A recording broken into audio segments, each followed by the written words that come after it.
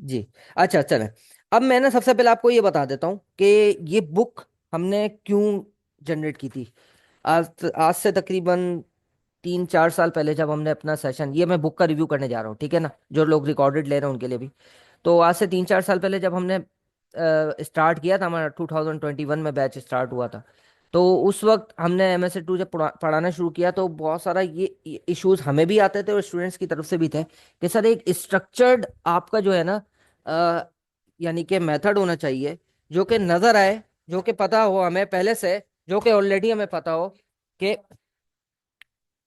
जो ऑलरेडी हमें पता है कि एक स्ट्रक्चर्ड वे में किस तरीके से लेके चलना है। तो मैं मेरे हमने तो ये किया बेसिकली कि ये जो बुक है, इसीलिए मैं कहता हूँ कि जो हमारे साथ पढ़ रहे हैं ना, ये सिर्फ उनके लिए है, क्योंकि हमने जो रेफरेंस और जो स्ट्रक्चर लेके चले हैं ना, वही मैं अपनी क्लासेस में लेके चलता हूँ। तो ये एक आइडिया था जो बिहाइंड द सीन, जो मैंने आपको बताया कि ये। अच्छा, अब हम देखते हैं कि जरा कंटेंट पर रिव्यू कर लेते हैं।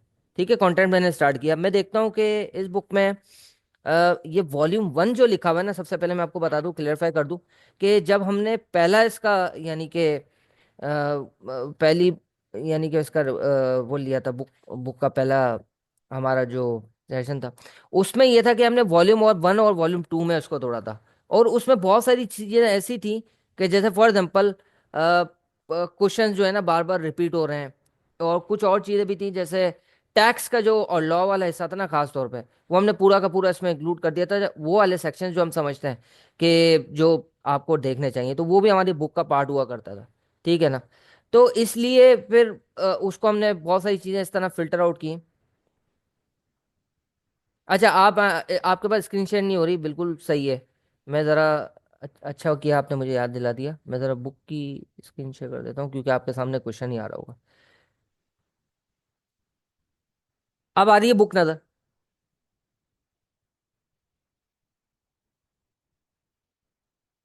अब नज़र आ रही है?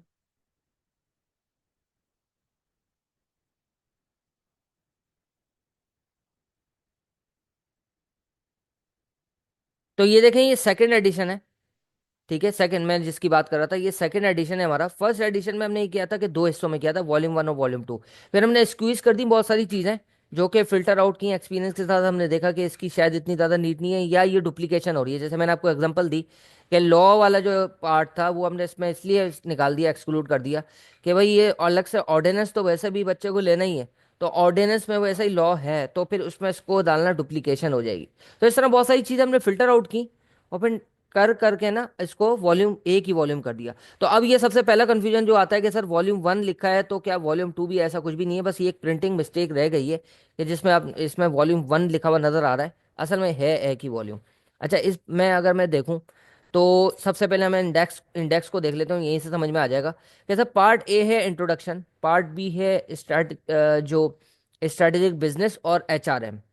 यानी ये हमने ये किया है कि जो सिलेबस है ना, तो सिलेबस के हिसाब से बुक को तोड़ा है। यानी कि सबसे पहले इंट्रोडक्शन। अच्छा, इस पे मैं बात करूंगा स्पेशली कि इंट्रोडक्शन कितना इंपॉर्टेंट है, कितना ज़्यादा इंपॉर्टेंट है। ये सिर्फ एक यानी कि स्टार्ट हो रहा है, अगर मैं बात करूं तो strategic map of the book से लेकर, यानी कि पेज नंबर 7 से लेकर, और ये पेज नंबर 30 पे जब एंड हो रहा है, थोड़ी 36 पर, 37 से चैप्टर 1 स्टार्ट हो रहा है। तो ये कोई 22-25 पेजेस हैं। ये बहुत इंपॉर्टेंट है सर, ये बहुत इंपॉर्टेंट है। मैं कह कह के थक जाता हूँ। और ये इस पे बल्कि मुझे जहाँ तक याद पड़ता है, मैंने अलग से सेशन भी लिया है चैप्टर 0.1 में, आई थिंक, या 0.2 में, जिसमें यही सारी चीज़ें अलग से डिस्कस की हैं, क्योंकि मैं उस वक्त मैंने नोट किया था कि आप लोग ये देख ही नहीं रहे होते, तो फिर मैंने इस पर अलग से सेशन भी लिया था। बहुत इंपॉर्टेंट है ये, क्योंकि इससे आपकी जो आपको समझ में आता है। मैंने जैसे कि कहा ना कि ये बुक सिर्फ ये नहीं है कि ये मतलब कि आपने यहीं से जाके जाके चीज़ें रेफर करनी है, बल्कि इसमें एक जो अप्रोच है ना वो डिफाइन की गई है। तो वो अप्रोच आपको यहाँ पे समझ में आएगी। इसी अप्रोच की बेसिस पर फिर हमारे सारे कंटेंट आगे चल रहे हैं। ठीक है ना।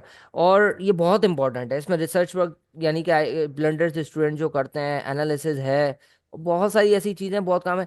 जैसे for example what, how and so what approach इस चैप्टर में आपको मिल जाएगी, कि जो प्रैक्टिकली बताया गया है। यहाँ पर एक क्वेश्चन है जिसमें बाकायदा हमने सेशन में भी कवर करवाया कि question on how to read the question.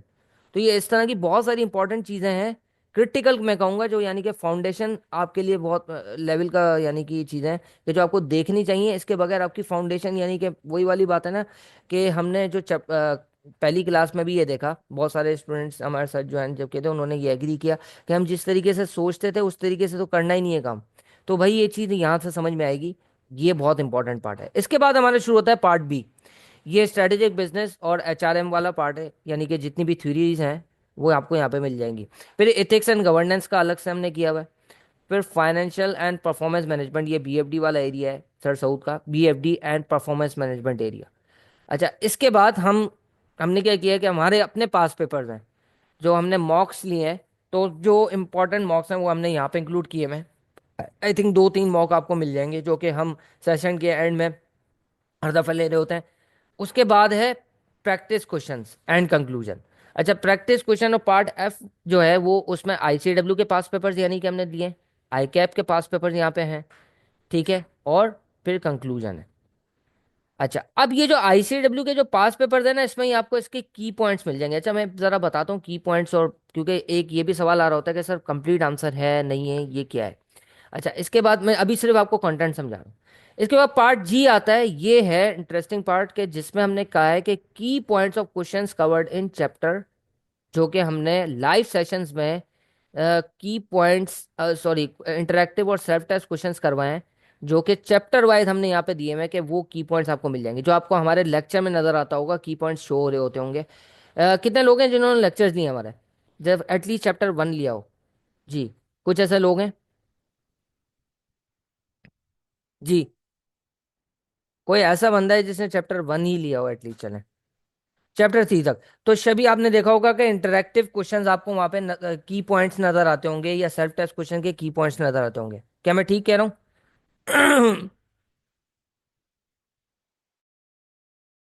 जल्दी से बताना, ठीक है। तो वो जो की पॉइंट्स नजर आते हैं, वो की पॉइंट्स नजर आते हैं वो आपको यहाँ पे बेसिकली मिलेंगे, जो हमने वहां पे शो करे हुए हैं ना। वो मैक्सिमम, कुछ हो सकता है यहाँ पर आपको ना मिले तो वो आप आइडेंटिफाई कर दिया करें चैट पे, वो मैं आपको अलग से शेयर कर दूंगा। लेकिन ज्यादातर आपको यहाँ पे मिल जाएंगे, ठीक है ना। अच्छा, की पॉइंट्स हैं किया, वो भी अभी डिस्कस करते हैं, लेकिन फिलहाल मैं आपको सिर्फ कंटेंट बता रहा हूँ, फिर आगे चलते रहते हैं। तो हमारे पास यही की पॉइंट्स पे हमारा एंड हो जाता है। चैप्टर नंबर 5, चैप्टर नंबर 6, 8, 9, 10 और 20। 20 में अगेन ये इसके हमने क्या ऊपर देखा था जब यहाँ पे हमने किया था, आईसीडब्ल्यू के प्रैक्टिस और आईकैप के पास पेपर्स यहाँ पे आपको मिल रहे हैं, ठीक है, जो हमने इंक्लूड किए हुए हैं। और उसके जो की पॉइंट्स हैं वो आपको यहाँ पे इस जो पार्ट एफ है वहाँ पे मिल रहे हैं। यानी कि जितने भी क्वेश्चंस ऊपर कवर हो रहे हैं, चाहे वो आईसीडब्ल्यू के हों, आईकैप के पास पेपर्स हों, या इंटरेक्टिव या सेल्फ टेस्ट क्वेश्चन हों, उन सब के की पॉइंट्स हमने पार्ट जी में इंक्लूड किए हैं। अच्छा, ज़रा ब्रेक डाउन कर लेते हैं कि हर चैप्टर को हमने किस तरीके से किया है डिज़ाइन। और फिर उसके बाद आपको इसकी यूटिलिटी पता चल जाएगी, खुद ही मैं आपसे एक सवाल करूंगा ना तो आपको समझ में आ जाएगा। ये वो चैप्टर जो हैं जो मैं कह रहा हूँ बहुत इंपॉर्टेंट है, ठीक है ना। यानी कि जो फाउंडेशन, या जैसे वो डाटा एनालिटिक्स क्या है, उसमें किस किस तरीके से क्या क्या चीज़ें कवर होती हैं। Sir what, how why and so what approach क्या है, ठीक है, वैन अप्रोच क्या है, इसको बाकायदा फिर question on how to read the question, ये यहाँ पे आपको मिलेगा। हिडन रिक्वायरमेंट्स, और ये सर बहुत इंपॉर्टेंट है, ये मैंने अपने सेशन में कवर करवाई भी हैं। जिन्होंने भी चैप्टर 0.1 और 2 लिया हो तो उनको ये समझ में आ जाएगा, ये बाकायदा मैंने कवर करा है। Other aspects of data analytics, हमारी अप्रोच। फिर ये वाला जो मैं जिस क्वेश्चन की बात कर रहा था, question on how to read the question, question on how to read the question, कि हमें क्वेश्चन करना कैसे है, the practical application of what, how and so what approach. Sir ये जरूर आप देखें जरूर, और बड़ा इस पे मैं समझता हूँ, मैंने एक तो सेशन भी लिया है इस पर ना, ये आपको रिकॉर्डेड सेशन में मिल जाएगा, नंबर 1। दूसरा अगर वो सेशन लेंगे ना तो आपको नजर आ जाएगा कि 1.5-2 घंटे हमने लगाए हैं। तो आप इसको कम से कम 2-3 घंटे आराम से सुकून से पढ़िएगा, तो आपको पूरी अप्रोच समझ में आ जाएगी कि यहाँ पे किस तरीके से हमें सवाल को लेके चलना है। आप मेरे साथ हैं अभी तक? इसके बाद writing skills, sir writing skills के ऊपर हमने अलग से बात की हुई है इसमें, कि बैक एंड इन्फॉर्मेशन क्या होती है, फ्रंट एंड इन्फॉर्मेशन क्या होती है, फिर एक्शन वर्ड्स का क्या मतलब है। आज मैं जब क्वेश्चन करवाऊंगा ना, वहाँ पे एक बहुत इंपॉर्टेंट एक्शन वर्ड यूज हुआ है, उसकी बड़ी इंपॉर्टेंस है, बड़ी इंपॉर्टेंस है, आज मैं आपको बताऊंगा। तो सर ये एक एक एक्शन वर्ड वर्ड को यहाँ पे डिफाइन किया गया है कि कहाँ पे क्या क्या करना है, किस एक्शन वर्ड का क्या मतलब है। फिर source of writing skill development, कहाँ से हमें राइटिंग स्किल डेवलप करनी है, कहाँ से हमें अपना नॉलेज बेस वाइड करें, सब कुछ यहाँ पे यानी कि बड़ा डिटेल में सुकून से डिस्कस किया है, तो पेज नंबर 36 तक। मतलब ये आप देखेंगे ना, तो आप बहुत सारी जो आपकी क्यूरीज है ना, जो बेसिक में, देखो मैं चैट पे भी ये कहता रहता हूँ, मैंने एक दफा कहा भी था कि मैं चाहता हूँ कि आप है ना अब इस तरह के क्वेश्चन नहीं करें कि फॉर सर मुझे जो है ना आईसीडब्ल्यू की वर्कबुक देते हैं, या मुझे आईसीडब्ल्यू का क्वेश्चन बैंक देते हैं, या मुझे इसकी समरी ये कहाँ से मिलेगी ये बता दें, या मुझे पास पेपर एनालिसिस दे दें, या पास पेपर एनालिसिस के एवरेज मार्क्स उसमें शो नहीं हो रहे। सर ये ठीक है, ये इंपॉर्टेंट चीज़ है, मैं ये नहीं कह रहा। आपके पास अगर सोर्स नहीं है, कुछ लोग बाद में ज्वाइन कर रहे हैं, मैं ठीक है करता रहता हूँ, दोबारा भी कर दूंगा, आप लोग करें। लेकिन आपको आपके जो क्वेश्चन होने चाहिए कि सर ये मैंने क्वेश्चन किया था, इंटरेक्टिव क्वेश्चन, इसमें मुझे है ना ये चीज़ समझ नहीं आ रही, या फला सेल्फ टेस्ट क्वेश्चन किया था, मुझे ये चीज़ समझ नहीं आ रही। सर कॉम्पिटिटिव एनालिसिस कब यूज़ होगा, पेस्टल कब यूज़ होगा। सर मुझे ये बता दें कि ह्यूमन रिसोर्स का ये जो बोनस क्राइटेरिया है, ये जो बोनस इवेल्युएशन है सर, ये इसमें किस तरीके से हमें इम्प्लीमेंट करना है, या क्या गवर्नेंस के क्या इश्यूज पूछे। तो ये जो स्पेसिफिक क्वेश्चन अगर आप करेंगे ना, तो नजर आएगा कि सर आप काम कर रहे हैं। अगर आप बिल्कुल बेसिक लेवल की चीजें पूछ रहे होंगे, तो वो मैं ऑलरेडी ना सिर्फ ये कि अपने सेशन में अलग से कवर कर चुका हूँ रिकॉर्डेड में, बल्कि बुक में ऑलरेडी अवेलेबल है, बहुत सारे क्वेश्चंस के आंसर आपको मिल जाएंगे। फिर आप मुझसे जब सवाल करेंगे ना, तो सवाल से ही समझ में आ जाता है कि आपने सर ये चीजें देखी हैं कि नहीं देखी हैं। आप बात समझ रहे हैं, मेरी बात समझ में? जी। हाशिर, असद, अयान, बात समझ में आ रही है? आती ही नहीं आती? गलत कह रहा हूं मैं कोई बात? जी। कितने लोग हैं जिन्होंने ये चीजें कवर की हैं हमारी बुक से, और उनको मैंने, हालांकि सॉफ्ट बुक सबके पास मुझे लगता है होनी चाहिए, क्योंकि मैं कई दफा शेयर कर चुका हूं। तो ये तो कोई ना कहे कि मेरे पास नहीं है। ये बताएं कि आप लोगों ने ये कवर किया है। शबी आपने ये जो मैं एरिया दिखा रहा हूँ ये कवर किया है? जी। देखें ये अब कितनी इंपॉर्टेंट बात है कि मैं आपको किस तरीके से समझाऊं कि जिन लोगों ने कवर नहीं किया है, वो MSA 2 का पेपर देना चाहते हैं, वो हमारे साथ पढ़ना चाहते हैं और हमारे साथ पढ़ रहे हैं। उन्होंने chapter number 1 for example start कर दिया, 2 स्टार्ट कर दिया। मैं ये कहता हूँ कि किसी चीज़ की इंपॉर्टेंस नहीं है जब तक आपने इसको सही से नहीं समझा ना, अप्रोच को। तो आप आगे जाके सिर्फ और सिर्फ चीज़ें कवर कर रहे होंगे, आपको समझ में नहीं आएगा कि सर ये इस तरीके से क्यों है। आप मेरी बात समझ रहे हैं? तो सर सबसे पहले जिन लोगों ने ये नहीं पढ़ा, मैं कहूँगा पेज नंबर 4 या 5 से लेकर पेज नंबर 36 तक आज ही टारगेट बनाए।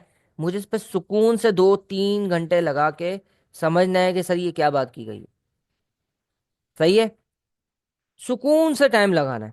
भाई सबसे पहले तो मुझे समझ में आ जाए ना कि पेपर है क्या, किस तरीके से मुझे आगे फिर अप्रोच। जब समझ देखिए, मैं मुझे सबसे बड़ा कंफर्ट लेवल क्या मिल जाएगा, मुझे पता चल जाए कि अब करना क्या है। मुझे जब ये पता लगाना है कि करना क्या है, मुझे ये पता होना चाहिए कि क्या क्या मैं नहीं कर रहा, तो वो चीज़ें ऑलरेडी आपके पास खुल के सामने आ जाएंगी। आप समझ रहे हैं मेरी बात? तो आपको एक कंफर्ट मिल जाएगा कि आगे मुझे करना क्या है, इश्यूज क्या है। अब पहले से ये आपको पता चल जाए कि स्टूडेंट्स क्या ब्लंडर्स करते ना है, तो आप इसके लिए पहले से अलर्ट हो जाएंगे ना, इस पे काम करेंगे, आपको पता होगा कि सर ये मैं आंसर में ब्लंडर मुझे नहीं करना। समझ में आती है बात? जी। जब मैं आपको असाइनमेंट्स दूंगा, तो आप वो असाइनमेंट में वो चीज़ नजर आएगी, क्या वो उस चीज़ से बचे होंगे जो ब्लंडर्स हमने यहाँ पे शो किए हैं। आप मेरी बात समझ रहे हैं? हमें एक तो बहुत मैंने असाइनमेंट दिया था, तो उस पर एक तो बहुत कम रिस्पांस आया है। वो मैंने आंसर चेक कर लिए हैं, लेकिन मैंने अभी तक शेयर नहीं किया है। लेकिन मैं कह रहा हूँ कि इस पर रिस्पांस बहुत कम आया है। हम असाइनमेंट्स दें, तो मैं चाहता हूँ कि आप उस पर छोटे छोटे क्वेश्चन होते हैं वो अटेम्प्ट करके ज़रूर भेजें, ताकि हम एनालिसिस करें। एक आपको ऑफर की जा रही है कि भाई आपका एनालिसिस हो जाएगा, तो एक तो ये भी एक बात है कि आप, मैं समझता हूँ कि आपको करना था। अच्छा, अब आ जाते हैं जैसे चैप्टर नंबर 1, 1 बजे से पहले पहले हमें इंशाल्लाह ख़त्म करना है। जी शबी, थैंक यू, मुझे मिल गई है आपकी पता नहीं आपका नाम शायद मेंशन था नहीं था। अगर आप मुझे दोबारा से शेयर कर दें एहतियातन अभी व्हाट्सएप पर, मेरे मेरे अपने नंबर पे पर्सनली। ठीक है? ठीक है जी। अच्छा, शहाब खान, ठीक है मेरे पास है वो। ठीक है, मैं कर दूंगा। असद लतीफ़, ठीक है। तो बेसिकली अब ये चैप्टर स्टार्ट हो गया, तो हर चैप्टर में हमने क्या किया हुआ है। अब है ना, बड़ा अजीब सा मेरे पास क्वेश्चन आया था। मैं ना थोड़ा सा वो हो गया कि यार ये कैसे है। मुझे एक जनरल सी बात मैंने चैट पे लिखी, स्टूडेंट की देखी, कि वो कहते हैं, पता नहीं वो भी हैं कि नहीं, कि सर आपने क्वेश्चन तो बताया हुआ है, लेकिन उसका आंसर नहीं है। सही है? तो वो उसने ये मार्क करके दिया था, वो है अभी यहाँ पर सेशन में है मौजूद, जिन्होंने ये किया था कि भाई ये क्वेश्चन है और इसका आंसर मौजूद नहीं है। जी। वो मेरे ख्याल में अभी है नहीं। अच्छा, मुझे इसका आंसर आप खुद ही दे दें। कोई दे सकता है इसका आंसर कि सर ये क्वेश्चन है और इसका आंसर पता नहीं कहाँ मिलेगा? कोई मुझे आंसर दे सकता है अगर बुक जरा सी भी देखी हो?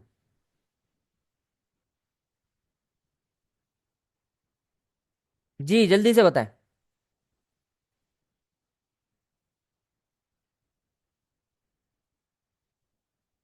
जी जल्दी से बताएं।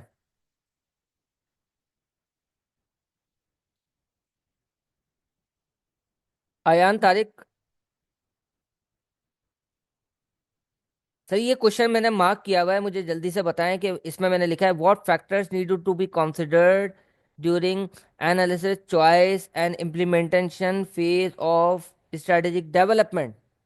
क्या हमें फैक्टर्स देखने हैं? तो इसका आंसर नहीं है सर। इसका आंसर, ये क्वेश्चन क्या है, ये मैंने जो हर चैप्टर को सेक्शन वाइज डिवाइड किया हुआ है, तो ये क्वेश्चन बेसिकली ये है कि भाई ओवरऑल इसमें हम क्या कवर करने जा रहे हैं, इसमें कौन से कॉन्सेप्ट देखने जा रहे हैं इस सेक्शन में। तो इस सेक्शन में सिर्फ और सिर्फ जो पहला जो सेक्शन है स्ट्रेटेजिक मैनेजमेंट का, उसमें सिर्फ और सिर्फ हम ये देखने जा रहे हैं कि किन फैक्टर्स को बेसिकली मुझे कंसिडर करना है इन एनालिसिस चॉइस एंड इम्प्लीमेंटेशन। अब इसके ही नीचे मैंने एक समराइज सा रिस्पॉन्स दिया हुआ है कि भाई entities develop strategies to help them to achieve their aims and objective, to fulfil stake holders expectation and dealing with complex scenarios is a fact of business life. It is vital that you become familiar with how different strategic analysis tools can be used. Now you understand the significance of financial strategy on business decision. In this chapter, the focus, chapter नहीं, ये part की बात हो रही है, और is on entity strategic objective analysis, analysing strategic position both in terms of relationship with the external environment, in terms of internal resources and capabilities. Chapter reviews a number of key strategic tools such as pastel sort core competency strategic capabilities, product portfolio, bcg analysis and competitors analysis. Sir इसके बाद हमने क्या किया, exam scenario. Exam में यहाँ से क्या किया जा सकता है, इन द एग्जामिनेशन स्टूडेंट्स में be required to advise an organization on any four of the strategic management, i.e., strategic analysis, choice, evaluation, implementation, and control. The key is the approach to devise the strategy।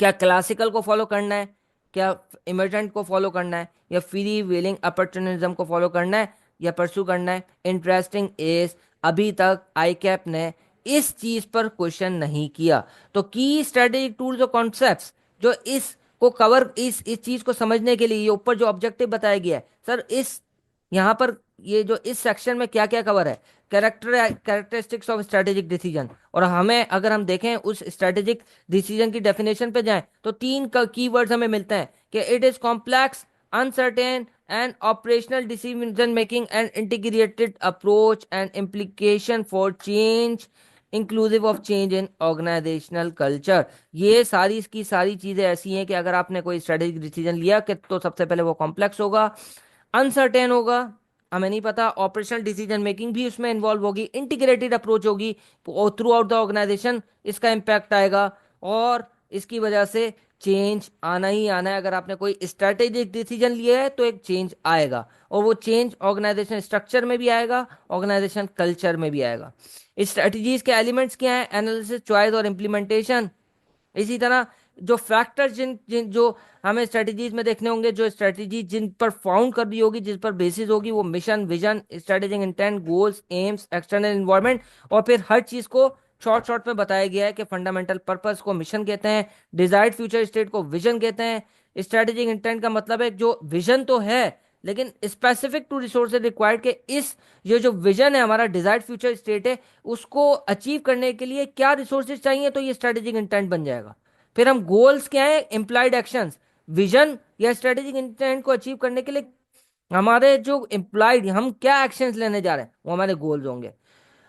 सही है। अनक्वांटिफाइड जो goals हैं वो M कहलाएगा। External environment हम macro, या immediate task environment को कहते हैं। और कॉम्पिटेंसी रिसोर्सेज इसी तरह फिर रैशनल मॉडल अप्रोच को बताए। तो कहने का मकसद ये है कि अगर आप जाएंगे तो फिर सेक्शन 2 आएगा। सेक्शन 2 में होगा what are the interest of different stake holder group, या स्टेक होल्डर्स के बारे में डिस्कस हो रहा है। तो यहाँ पे एग्जाम में क्या आता रहता है हमें पता ही है कि स्टेक होल्डर एनालिसिस करते हैं हमारे पास। अगर आपको याद हो, सैफ मॉडल होता है जिसमें सुइटेबिलिटी और एक्सेप्टेबिलिटी और फिजिबिलिटी है। एक्सेप्टेबिलिटी में हम क्या देखते हैं, स्टेक होल्डर्स को देखते हैं।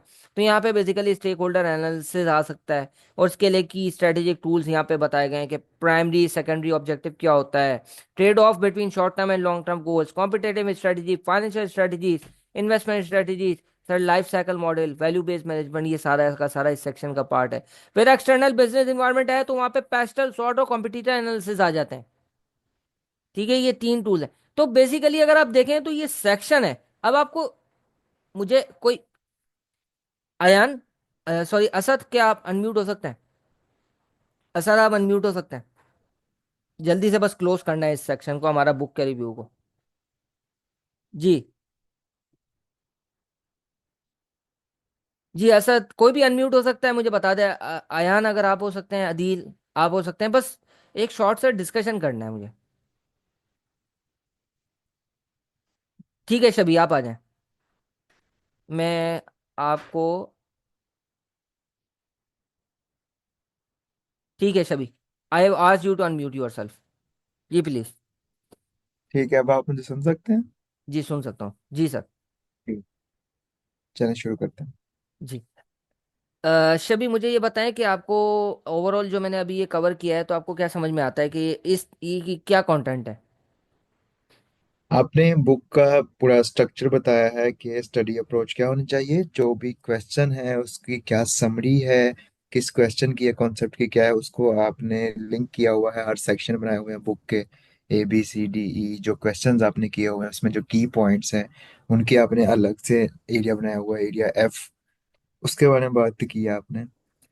ठीक है। अच्छा, तो अब देखें, ये मैंने ओवरऑल, अब मैं जब आता हूँ ना तो हर चैप्टर में मैंने हर चैप्टर को डिफरेंट सेक्शंस में डिवाइड किया है। और फिर उस जी। सेक्शन के जो की कॉन्सेप्ट्स हैं उसकी एक शॉर्ट शॉर्ट समरी है, की वर्ड्स हैं उसको यस। शॉर्ट शॉर्ट बताया हुआ है। ठीक है, कि ताकि यस। आपने, अच्छा बेसिकली दिस इज, अगर मैं बिल्कुल खुल के कहूँ कि this is actually a summary of ICAW workbook. ठीक है ना? उसको मैंने जी। कोशिश किया है कि एक, यानी कि फॉर एग्जाम्पल उधर बहुत सारी एग्जांपल्स हैं तो सारी की सारी एग्जांपल्स नहीं उठाई मैंने। कोई मुझे नजर आई कि यार ये बड़ी ज़बरदस्त एग्जांपल है तो वो एग्जांपल मैंने यहाँ पे ले ली।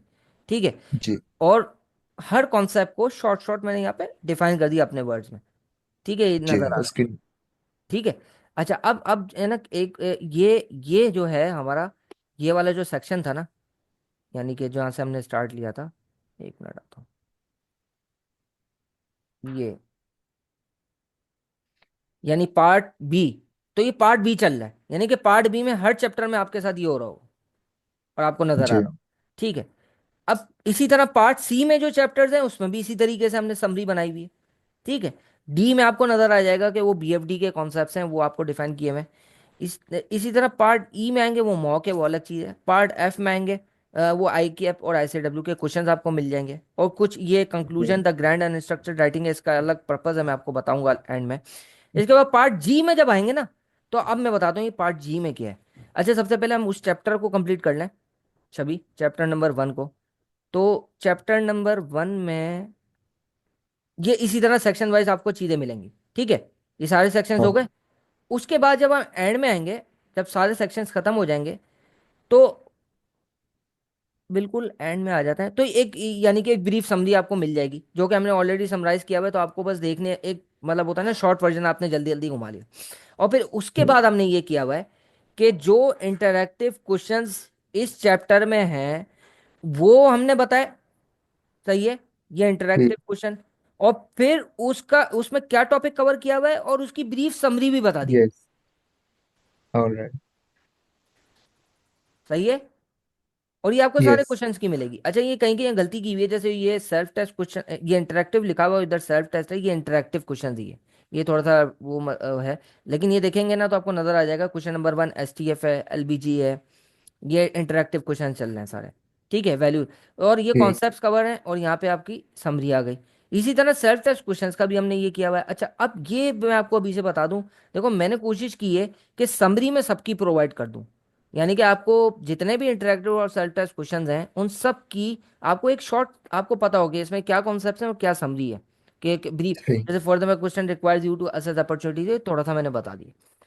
लेकिन जो अब आते हैं कि इस इंटरेक्टिव क्वेश्चंस के आंसर्स आपको कहाँ मिलेंगे, वो आपको मिलेंगे पार्ट जी में। और वो पेज नंबर कहाँ से शुरू हो रहा था, बल्कि चैप्टर नंबर 1 ही देख लेते हैं ना। चैप्टर 1, ये हमने सर्च किया, चैप्टर 1 आपको मिलेगा, ये जैसा ही क्लोज होगा।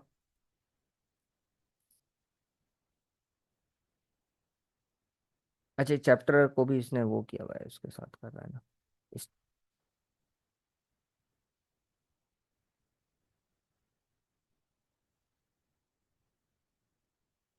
स्ट्रैटेजिक एनालिसिस, बस ये खत्म होने वाला है।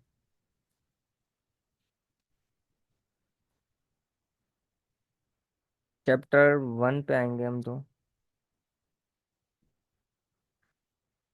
पता नहीं, इससे अच्छा तो हमें पेज नंबर लिख लेगा, गलती करी मैंने, 1 मिनट, पेज नंबर ही देख लेते हैं।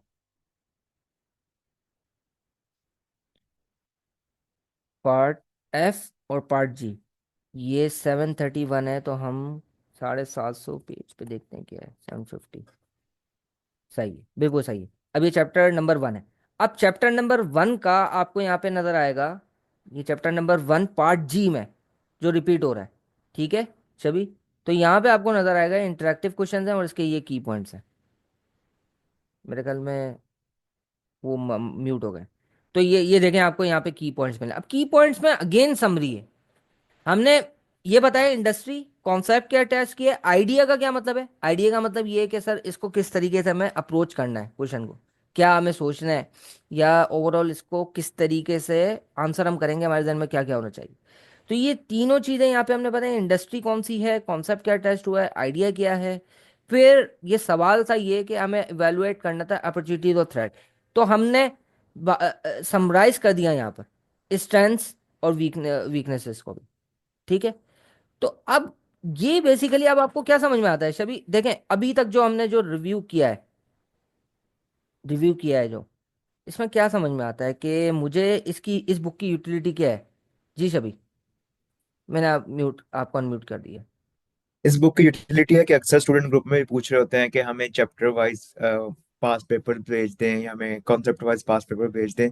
तो आपने हर क्वेश्चन के आगे एरिया डिफाइन कर दिया है कि ये वाला क्वेश्चन जो है इसमें कौन सा टॉपिक जो है टेस्ट हो रहा है। आप बुक में वो टॉपिक रिवाइज कर सकते हैं जो आपने ब्रीफ समरी दी हुई है हर कॉन्सेप्ट की, and then you can solve that relevant question. जी। अच्छा, अब देखें दुआ का भी सवाल है और ओवरऑल अब आपसे मेरा सवाल है, अब मुझे ये बताएं कि फॉर एग्जांपल आप जो है ना चैप्टर नंबर 1 पढ़ रहे हैं इसका, सही है, जी। चैप्टर नंबर 1 पढ़ रहे हैं।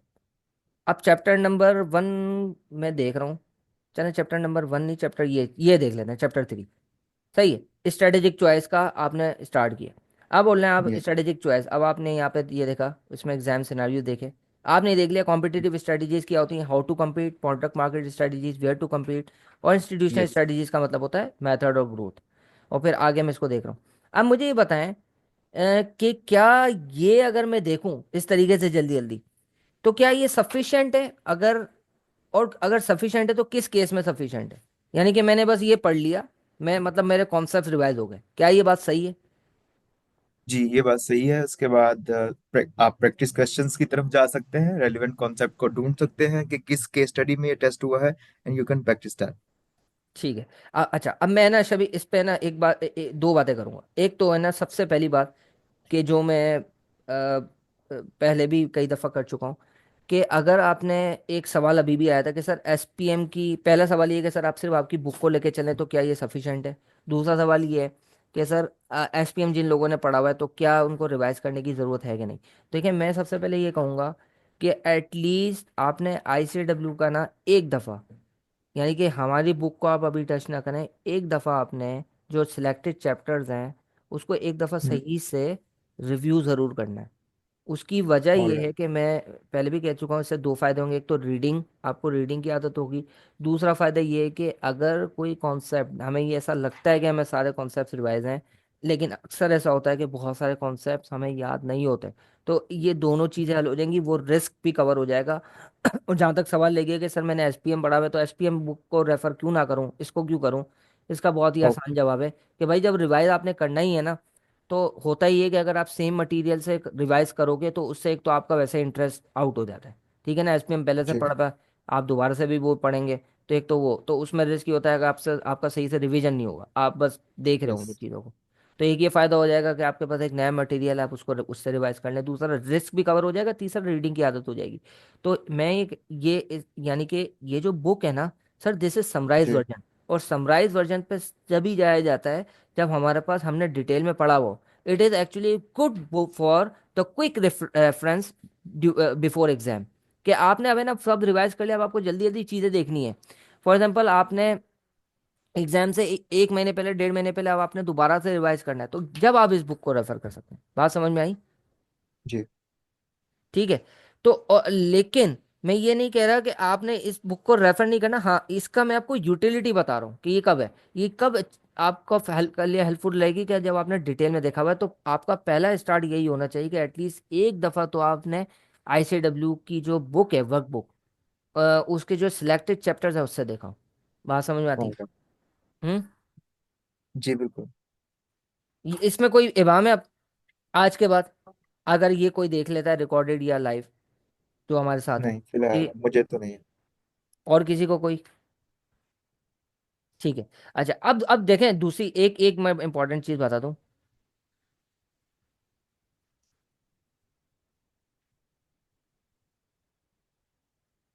अदील बहुत ही आसान आंसर है सर इसका। अदील ने कहा है कि सर मैंने 3 चैप्टर ले लिए हैं, लेक्चर्स ले लिए हैं, कि अब मैं प्रैक्टिस क्या करूं, उसका स्केड्यूल। सर स्केड्यूल जो है ना उसकी मैं अगर आपको बना भी दूंगा ना तो आप ज्यादातर, कुछ लोगों को वो सूट करेगा, कुछ लोगों को सूट नहीं करेगा, वो सब्जेक्टिव चीज़ है। असल चीज़ ये है कि आपने जब चैप्टर कर लिया ना, फॉर एग्जाम्पल एक चैप्टर कर लिया, तो एटलीस्ट इतना टारगेट बनाए कि उसमें अगर 8 क्वेश्चंस कवर करवाए हैं, इंटरेक्टिव 6 और 2 सेल्फ टेस्ट, तो एटलीस्ट 3 4 आप भी जो है ना उस यानी कि 1 से 2 जरूर अटेम्प्ट कर लें खुद से। बस ये इतना इतना आप टारगेट जरूर बनाएं। ठीक है जी, अभी शुरू के महीनों में। बात समझ में आती है? मार्च तक तो आप इसको फॉलो कर सकते हैं इसी तरीके से। ठीक है जी। अच्छा, अब एक चीज मैं बता दूं। देखो, जो सिलेक्टेड चैप्टर्स हैं वो मैं बता चुका हूं, दोबारा बताता हूं। अब इसको क्लोज करें बुक के रिव्यू को, कि हमारे जो सिलेक्टेड चैप्टर्स हैं आईसीडब्ल्यू के, वो हैं चैप्टर नंबर 1 से लेकर 5 तक। सही है। और फिर ह्यूमन रिसोर्स मैनेजमेंट का चैप्टर है। ठीक है। और फिर इसके बाद इथिक्स का चैप्टर है। कौन कौन से चैप्टर मैंने बताए? Human resource, ethics, chapter number 1 से लेकर 5 तक। समझ में आते हैं? जी। ठीक है। अच्छा, अब कुछ चैप्टर्स ऐसे हैं जो कि आपने सिर्फ हमारी बुक से देखने, वो आपको आईसीडब्ल्यू से नहीं देखने। वो मैं आपको मुझे याद दिला दीजिएगा क्लास के बाद भी, तो मैं इसी में हाईलाइट करके भी दे दूंगा। और अभी आपको बता देता हूँ कि सर वो चैप्टर है, ये चैप्टर नंबर 8 डेटा एनालिटिक्स का, ये आपको यहीं से देखना है। इथिक्स एंड गवर्नेंस, नहीं इथिक्स एंड गवर्नेंस नहीं, सॉरी, चैप्टर नंबर 8 मैं इसको हाईलाइट कर देता हूँ बल्कि, ये वाला चैप्टर, ये चैप्टर नंबर 8 आपको यहाँ से देखना है, सिर्फ और सिर्फ हमारी बुक से देखना है। सही है। इसी तरह chapter number 2 strategic data analysis, sir ये सिर्फ और सिर्फ आपको हमारी बुक से देखना है। सही है। और ये जो introduction strategic map of book से लेकर जो अभी बात हुई हमारी, ये सिर्फ आपको हमारी बुक से देखना है। ये जो मैं हाईलाइट करता जा रहा हूँ, ये स्ट्रैटेजिक मैप से लेकर यहाँ तक, chapter number 2 strategic data analysis, और चैप्टर नंबर 8 डाटा एनालिटिक्स। इसके बाद ये चैप्टर नंबर 10 जो गवर्नेंस है, सर ये आपको सिर्फ हमारी बुक से देखना है। ठीक है। तो ये मैंने 4 5 चैप्टर्स आपको बता दिए, ये सिर्फ आपको सिर्फ और सिर्फ हमारी बुक से देखना है। बाकी ऑब्वियसली की पॉइंट्स तो आप समराइज अगर जब देख रहे होंगे तो वो देखेंगे।